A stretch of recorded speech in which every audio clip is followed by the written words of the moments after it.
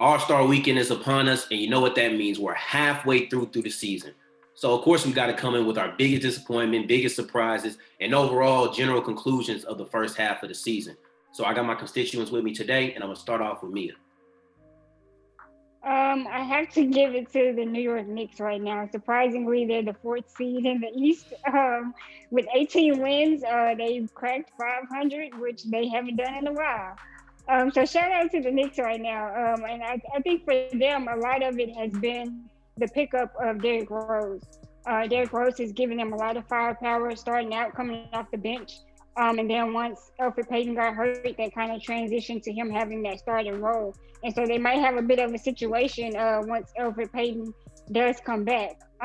Julius Randle as well. I have to show him love, who is an all-star this season, shooting a lot better beyond the three. I think he's up from 27% to 42% at the 3-point line. And so I think it's a situation with the Knicks. Again, we didn't see them winning maybe 20 to 25 games this season, but now it looks like they may be on pace to win over 25 games this season.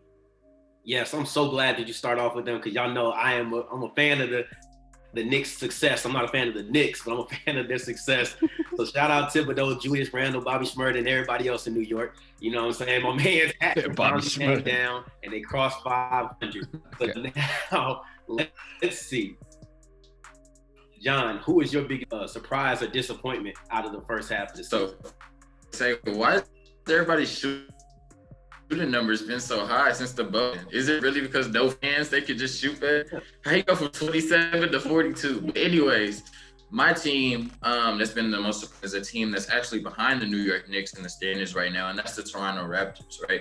And that's 17-17, and they're basically a game out of being out of the playoffs. I'm kind of surprised. I didn't think they would necessarily be at the top of the East when you looked at and them ultimately adding James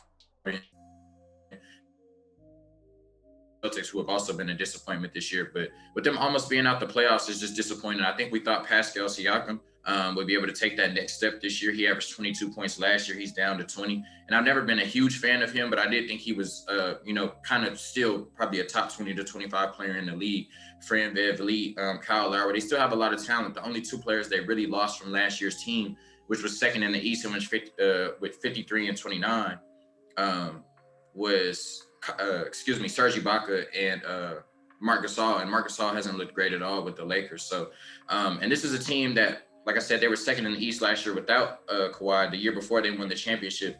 And then the year before Kawhi was there, they still were winning games when they were at the top of the East, even though LeBron ran the Eastern Conference. This is a team that was, first or second in the East for the 2 or 3 years prior to that. So they've been consistently winning. They've kind of had some talent leave and come in, and they've still been able to win. I think Nick Nurse is one of the best X&O coaches in the NBA. So to see them at the bottom of the East, which hasn't really had a dominant team this year, we've seen the Philly look great at times. Obviously, Brooklyn looks great right now with the addition of James Harden, but nobody has really just kind of grabbed the East and ran away with it. So I think my most surprising team this year has been the Toronto Raptors. My most surprising team is the Philadelphia 76ers. I got to say, I was a big advocate for them trading Ben Simmons straight up for James Harden. I believe there's no way you could have Ben Simmons and Joel Embiid on the same team and be successful. I felt as though it just messed up all the spacing. I felt as though there was no way this could work. But I got to give it up to their front office. They got some shooters around Ben Simmons. And Joel Embiid is playing like an MVP. He's playing like he's the most skilled center in the league. And the sky's the limit with them boys. I got to also give it to Doc Rivers. He's come in there and changed the culture. I feel like the culture needed to been changed for a decade. And I know it's, they had the whole culture they had before, you know what I'm saying? I'm forgetting what it's even called right now. But the process, why am I forgetting it now? Because it's not a thing anymore. But you know what I mean? Obviously, the culture has been changed, and you see it in the byproduct of Doc Rivers and the new front office that actually understands, one, you need shooting, and you need to change the culture if you want to win a championship. And they're doing that right now. Ben Simmons playing like a heck of a defensive player and doing what he needs to do. And not really, it surprises me. I've always been an advocate for him to start to shoot the rock. But Doc Rivers has been straight up. He kind of compared him to Rajon Rondo at the beginning of the year, basically saying just be you, Ben, and it's working out right now. I'm still wondering how it's going to work out in the playoffs with Ben Simmons sitting in the corner not doing anything. But we'll see. Hopefully, Joel Embiid stays healthy the whole year. And I think it's going to be scary. I think it's going to be a pretty good matchup in the Eastern Conference Finals with the Brooklyn Nets and the Philadelphia 76ers.